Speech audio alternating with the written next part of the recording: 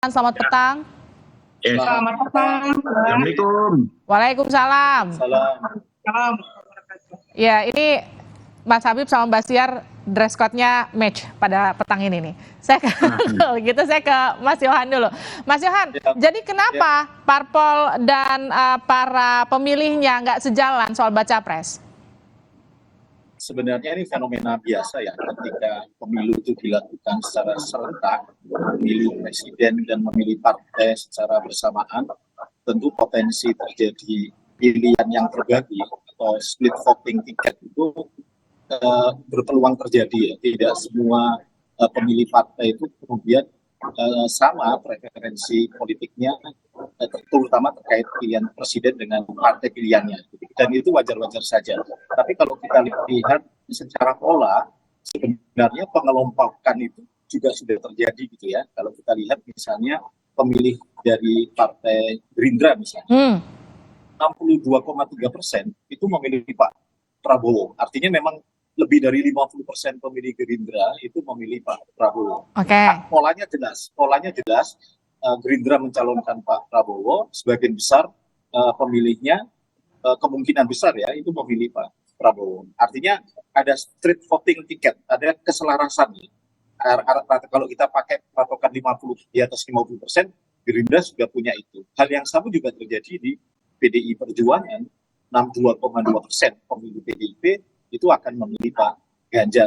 Ya. Jadi memang ada pola yang sebenarnya arahnya memang sebagian besar mengikuti partai. Hal yang sama dengan 3 partai di pengusung Pak Anies. Nasdem 50% akan memilih Pak Anies ya dalam kelompok pemilih Nasdem. Hal yang sama juga di PKS 52,9% di kelompok pemilih PKS itu akan memilih Pak Anies. Sementara Demokrat yang kemungkinan agak split votingnya lebih tinggi gitu ya, karena di dalam pemilih Demokrat sendiri 27,4% itu hanya memilih Pak Anies, sementara sisanya tersebar ke Pak Ganjar dan Pak Prabowo. Artinya apa? Sebagian besar polanya sudah kelihatan sejumlah partai bahwa pemilihnya akan mengikuti sejalan dengan pilihan partai. Tapi potensi split voting itu juga semua partai berpotensi terjadi. Tapi derajatnya berbeda-beda ya. Kalau tadi saya sebutkan PDIP dan Gerindra ini split votingnya relatif lebih rendah dibandingkan Demokrat misalnya, dibandingkan partai-partai yang lain, even PKB misalnya. Jadi setiap partai punya potensi street voting, sejalan pilihan partai diikuti oleh pemilihnya, tapi setiap partai juga punya potensi pemilihnya split gitu ya, terpecah, terbagi ke banyak capres gitu ya. Tinggal bagaimana kemudian derajat atau gradasinya. Kalau kami pakai patokan di atas 50% atau di bawah 50%, kalau dari patokan itu hanya 4 partai yang angka split votingnya relatif rendah gitu ya. Gerindra, PDIP, Nasdem, dan PKS gitu ya. Jadi sudah rata-rata di atas 50% pemilihnya akan ikutin pilihan partai dalam hal dukungan capres. Sementara partai-partai yang lain cenderung lebih tinggi angka split votingnya. Jadi ini sebenarnya fenomena biasa kalau dikaitkan dengan kotel efek. Partai-partai yang memiliki potensi split voting rendah, dia akan punya kemungkinan punya potensi kotel efek yang jauh lebih besar peluangnya dibandingkan partai-partai yang split votingnya lebih tinggi gitu ya. Jadi ini lebih kayak bandul gitu aja, Livi, terkait orientasi pilihan pemilih terhadap partai dan terhadap capres gitu ya. Karena sistem kita itu kan tidak memastikan orang yang memilih capres A itu otomatis akan memilih partai yang mengusung capres A. Ini kan memang sistem tidak memungkinkan kita keserentakan itu diikuti dengan keserentakan pilihan gitu ya. Itu kalau mungkin berlaku misalnya bagi Nasdem, karena Anies kan bukan kader Nasdem tapi kemudian diusung pertama kali oleh Nasdem. Jadi mungkin itu agak sedikit lebih logis. Tapi kalau untuk yang jelas-jelas kadernya atau bahkan ketua umumnya seperti Gerindra atau bahkan PDIP, itu kenapa fenomena itu masih terjadi? Ya kan tadi tidak semua orientasi pemilih itu dijamin akan mengikuti partai ya. Tapi kalau kita sekali lagi lihat polanya, misalnya tadi yang saya jelaskan 100% di masing-masing partai. Sekarang kita coba lihat 100% di masing-masing capres ya. Pak Ganjar dan Pak Prabowo dalam pemilihnya masing-masing itu sudah di atas hampir 50% juga akan memilih partai yang mengusungnya. Oke. Pemilih. Nah, sementara di dalam kelompok pemilih Pak Anies itu terpecah karena wajar pemilih partai pengusungnya representasi partainya lebih menonjol ke Nasdem, PKS, dan Demokrat. Baik. Sementara Pak Prabowo lebih menonjol Gerindranya dan Pak Ganjar lebih menonjol PDIP-nya. Jadi memang ngumpul di situ. Sementara kalau Pak Anies kan terkonsentrasi di 3 partai itu, yang notabene relatif merata, 22,9% ke Nasdem, 25,7% ke PKS, dan 14,9% ke Demokrat. Gitu. Jadi memang split voting di dalam pemilih capres pun juga potensial terjadi. Gitu. Oke, saya ke Mas Habib. Mas Habib, ini pemilihnya Gerindra, kalau kita lihat dari pemilihnya Pak Prabowo misalnya, 62,3% nih, koreksi saya kalau salah ya, Mas Yohan. Ini pemilihnya itu masih menjatuhkan pilihan ke Pak Prabowo, tapi ada 5,4% yang memilih Ganjar Pranowo, ada 3,8% yang memilih Anies Baswedan. Kalau menurut Gerindra, menurut Mas Habib sebagai Wakil Ketua Umum, ini mengganggu nggak angka-angka ini? Meskipun nggak cukup besar, 5,4%, ada 3,8%, tapi cukup mengganggu nggak? Ya, kalau kami melihat ini dinamika politik yang biasa. Kalau dibandingkan 2 baca pres lain, justru yang paling soft ini Pak Prabowo ya, paling kuat dukungan dari partai politik tempatnya berasal. Dibandingkan tadi kan disebut Pak Ganjar, apalagi Pak Anies Baswedan. Juga kami sebetulnya ya melihat ada masalah juga nanti ya dalam teknis metodologi. Karena gini, metodologi survei. Saya juga melakukan survei ya secara internal. Jadi kadang-kadang bias juga. Kenapa biasnya? Ini bukan persoalan Litbang Kompas, persoalan semua orang yang melakukan survei. Karena legislatif, orang memilih partai itu kan ada 3 level. DPRD Kabupaten Kota, DPR Provinsi, lalu DPR RI, ya kan? Kalau presiden kan cuma satu level presiden. Kadang-kadang masyarakat kita, ya kan, dia pemahamannya nggak clear, gitu kan? Misalnya begini, milih partainya A karena ada tetangganya calon anggota DPRD dari partai A, gitu kan? Tapi mau milih presidennya yang sesuai dengan kesukaan dia, yang dia suka. Itu mungkin saja terjadi gitu loh. Karena nggak clear, karena memang tadi secara teknis juga pelaksanaan pemilunya itu tidak dalam satu surat suara gitu. Ada 4 surat suara yang berbeda, ya kan? Ada 3 legislatif, DPRD Kabupaten Kota, Provinsi, dan RI, ada 1 presiden gitu. Jadi tidak serta-merta memang misalnya suara presiden, calon presiden yang diusung sejumlah partai dihitung dari surat jumlah suara partai-partai politik yang mengusungnya. Kayak di beberapa negara kan seperti itu. Ya, di beberapa negara seperti itu. Jadi model sistem kita ini memang agak sedikit rancu ya. Saya tadinya kalau undang-undang pemilu dibahas di Prolegnas kemarin, secara pribadi saya pengen mengajukan soal ini untuk dibahas bersama-sama. Ya, karena surat suaranya kan terpisah secara teknis. Itu pemilu kemarin kita juga setengah mati ya, mengedukasi pemilih ya. DPRD-nya si ini ya nomor sekian, partai ini, partai Gerindra, misalnya DPRD DPR RI-nya saya nih Habibur Rahman, partainya ini. Kadang-kadang namanya orang ini yang sudah berusia di atas 50 tahun ya kan, setengah mati gitu loh. Wah, ketelingsut sana sini gitu. Sehingga secara teknis akhirnya memang terjadi masalah. Tapi kalau soal secara umum, secara prinsip, secara ideologis, angka 62,3% saya pikir ke angka yang confident ya. Kenapa? Ini kan bukan soal kader ya. Ini suara publik, suara masyarakat luas gitu loh.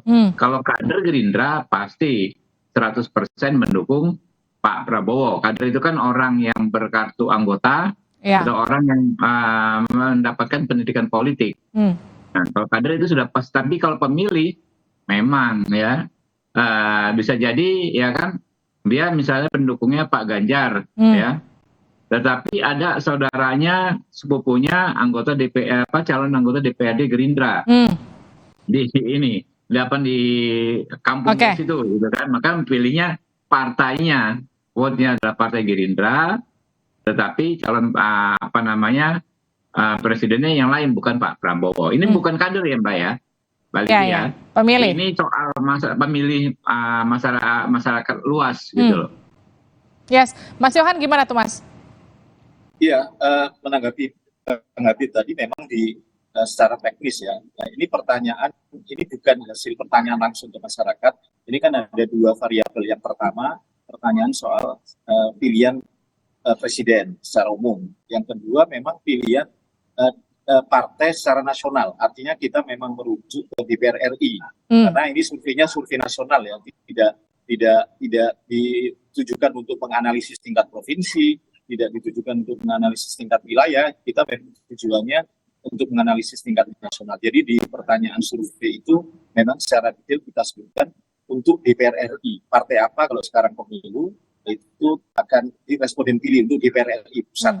Tapi saya sepakat dari Bang Nadir, memang sistem kita itu secara teknis di surat suara itu kan terpisah ya, antara surat suara Pilpres sama surat suara legislatif, gitu ya, terutama di DPR RI.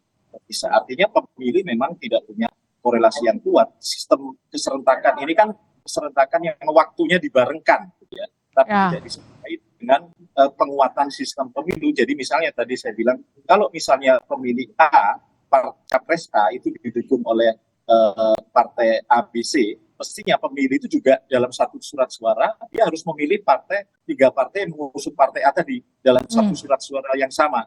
Artinya keserentakan ini juga berdampak pada penguatan sistem pemerintahan nanti. Jadi otomatis capres yang terpilih itu insya Allah juga akan disupport oleh partai pemenang gitu. Jadi ini akan lebih ke konsolidasi politiknya lebih jalan, konsolidasi politiknya juga lebih efektif dan ringkas gitu ya. Tapi yang terjadi nanti, sebayangan saya, hal yang sama juga akan terjadi di pasca pemilu nanti. Capres-capres yang tidak menjadi barisan pendukung pada akhirnya juga akan melakukan koalisi misalnya. Nah, itu pengalaman 2014 dari 2019 terjadi. Ya. Partai-partai politik yang tidak jadi pengusung capres pemenang itu ya pada akhirnya bergabung ke pemerintahan. Nah ini memang problem sistem di pemilu kita. Saya sepakat tadi Bang Habib, pasca pemilu 2024 ini bisa jadi agenda untuk kemudian mengarah pada bahwa jangan sampai pemilu yang serentak itu sekedar teknis serentaknya, tapi harus diikuti dengan penguatan sistem dari hasil pemilu itu. Oke, saya ke Mbak Siar. Jadi kalau untuk memilih Partai Nasdem ini kan angkanya 50% menyatakan memilih Anies, tapi ada 13,8% yang memilih Pak Prabowo, ada 6,3% yang memilih Pak Ganjar. Kalau Mbak Siar ngelihatnya gimana? Kenapa jauh banget, agak timpang? Mbak Siar, maaf, di-unmute boleh? Oke, ya terima kasih Mbak. Nah, saya kira bagi Partai Nasdem, hasil survei Kompas ini adalah berita baik ya. Baru 10 bulan sejak Anies dideklarasikan Oktober 2022, kita sudah mendapatkan 50% dukungan. Saya kira ini sangat positif. Nah, jadi memang 5 bulan lagi waktunya, kita masih punya waktu. Ini menjadi PR Partai Nasdem untuk tadi sekian persen yang belum mendukung Mas Anies, akan pada akhirnya memberikan dukungan kepada Mas Anies. Kalau dulu selama 10 bulan, yang bergerak untuk mensosialisasikan Mas Anies baru struktur partai, nah saya kira dengan adanya sudah ditetapkannya DCS ini, maka sudah banyak ya kader-kader lagi, caleg-caleg yang akan mensosialisasikan Mas Anies. Sehingga saya yakin ke depan prosentase yang berada di dukungan pada capres lain itu akan berkurang. Dan pada akhirnya 50% itu juga akan bertambah. Begitu Mbak. Jadi apa sosialisasi dan konsolidasi internal Nasdem untuk merapatkan barisan, masih ada belasan persen yang suaranya ke Pak Prabowo?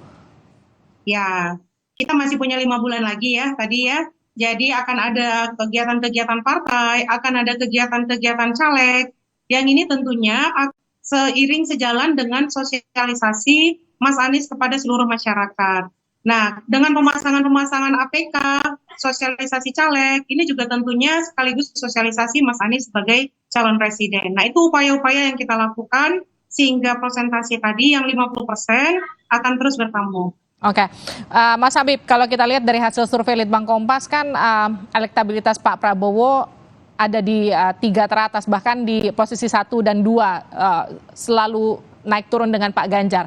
Kalian jadi pertanyaan saya gini, bagaimana kemudian Gerindra memastikan mereka yang memilih Pak Prabowo juga akan memilih Partai Gerindra? Ya, itu dia. Secara teknis sosialisasi kita galakkan lewat mesin-mesin partai politik, ya, bukan hanya Gerindra. Partai yang mendukung Pak Prabowo, kita harapkan pemilih partai pendukung Pak Prabowo juga memilih pemilih partai pendukung Pak Prabowo juga memilih Pak Prabowo di pilpresnya. Itu yang kita lakukan. Tapi kalau untuk internal Gerindra, kami juga ada yang namanya mekanisme fakta integritas. Nah, fakta integritas ini kita ingatkan kepada caleg, ya. Saya kebetulan ketua Mahkamah Partai, kepada caleg untuk tidak saja sibuk mempromosikan diri sendiri, tetapi juga harus maksimal mengkampanyekan Pak Prabowo. Kalau ada kejadian, ya, tidak paralel suara caleg dengan suara pemilih Pak Prabowo di sebagian besar TPS tempat dia dicalonkan, maka konsekuensinya yang bersangkutan tidak akan dilantik. Nah, itu salah satu strategi kami yang sudah pernah kami lakukan, ya, di pemilu-pemilu sebelumnya. Jadi kalau ada caleg kemudian suaranya besar sendiri, misalnya 200.000, suara Pak Prabowo di situ hanya 50.000, udah pasti yang bersangkutan tidak akan dilantik karena memang sudah menandatangani fakta integritas, ya. Jadi maksimal lah, ya. Dan kemudian juga terkait alat peraga kampanye, kita juga sudah ada standarnya, foto Pak Prabowo sekian ukurannya, foto caleg yang bersangkutan sekian ukurannya. Oke, ini pertanyaan untuk Mas Habib dan juga Mbak Siar. Pertanyaannya sama. Artinya gini, pemilu serentak ini adalah PR yang double buat para caleg dan juga untuk memenangkan partai politik itu dan pilpresnya nanti. Ini merugikan nggak buat posisi Anda sebagai caleg, ya, bukan sebagai pengurus parpol untuk memenangkan tokoh Anda di pilpres nanti, Mas Habib? Ya, kalau seperti saya justru kan kita ini kan bisa masuk ke Senayan karena jualan kita Pak Prabowo, kan. Orang yang pemilih saya kan pendukung Pak Prabowo semua karena kita punya calon yang sangat marketable, capres yang sangat bisa dijual, ya. Tapi kita nggak tahu di ini daerah-daerah lain. Kalau saya tentu orang tidak ada yang kenal Pak Habibur Rahman, agak jarang tadinya, kan. Kenalnya ini adalah orangnya Pak Prabowo, gitu. Nah, makanya saya sangat berkepentingan mengidentikan diri saya dengan Pak Prabowo. Oke. Kalau Mbak Siar gimana, Mbak Siar? Ya, Mbak, kalau boleh izin saya ini menceritakan sedikit, ya. Pasca Partai Nasdem mendeklarasikan Pak Anies sebagai presiden, itu anggota kader Nasdem itu langsung melonjak bertambah, Mbak. Jadi sebenarnya keuntungan itu tidak hanya kita sebagai caleg, juga Partai Nasdem juga sangat mendapatkan koktel efek dari mendeklarasikan Mas Anies. Jadi saya secara pribadi pun dan mungkin teman-teman sebagian besar caleg itu sangat bersyukur, beruntung dengan didukungnya Mas Anies sebagai calon presiden oleh Partai Nasdem, itu memberikan dampak positif dan luar biasa bagi kita caleg-caleg. Iya, ini pertanyaan untuk Mas Yohan. Artinya gini, itu kan kalau memang di basis suara pemilihan caleg tersebut memang basis suara si baca presnya. Tapi bagaimana kalau memang si caleg tersebut ada di bukan basis suara si baca pres yang diusung parpol tersebut, Mas Yohan? Ya, itu memang dilema bagi caleg, ya. Ketika dia berada di daerah pemilihan yang memang bukan basisnya. Saya banyak cerita misalnya 2019 bagaimana caleg-caleg yang berada di basis yang bukan basis capres yang partainya dia dukung. Dia itu secara teknis kemudian menghindari penggunaan foto capres itu yang melekat di foto dirinya sebagai caleg. Tapi saya sepakat tadi menarik juga, ya, langkah Gerindra untuk melakukan kontrol di internal itu, ya, Bang Habib, bagaimana kemudian caleg-caleg itu diwajibkan memperjuangkan capres yang diusung. Jadi ini penguatan satu sisi hubungan resiprokal antara partai dan capres yang diusung itu semakin kuat, gitu. Nah, ini sebenarnya menjadi tantangan bagi partai bahwa penguatan kepartean di satu sisi itu tetap penting ya, dengan konsolidasi semua caleg bekerja untuk partai, tapi di satu sisi memang simbolisasi personifikasi partai yang direpresentasikan dalam bentuk capres itu juga sesuatu yang tidak bisa dinafikan gitu. Jadi menyeimbangkan antara keduanya ini menurut saya penting dan menjadi pekerjaan rumah yang tidak mudah bagi partai, terutama teman-teman caleg yang ada di daerah-daerah yang notabene dia daerahnya tidak menjadi basis capres yang diusung partainya. Itu tantangannya. Ya, tapi ada juga tantangan kemudian soal sosialisasi, bagaimana kemudian masyarakat nggak cuma fokusnya ke Pilpres, tapi juga nggak cuma fokus ke caleg-caleg DPR RI, tapi juga fokus ke caleg-caleg yang mungkin ada DPRD ataupun kota begitu. Karena ini kan lebih jarang terlihat oleh masyarakat. Kalau caleg-caleg DPR RI, Mbak Siar, Mas Habib ini bolak-balik di televisi begitu, masyarakat bisa lebih tahu. Tapi mereka-mereka yang nggak cukup populer gitu, bagaimana kemudian nanti sosialisasinya? Ini merugikan nggak sih buat mereka pemilu serentak seperti ini? Karena fokusnya kebanyakan partai politik langsung ke tokoh capresnya, bagaimana capresnya menang, bukan lagi bicara soal pileknya.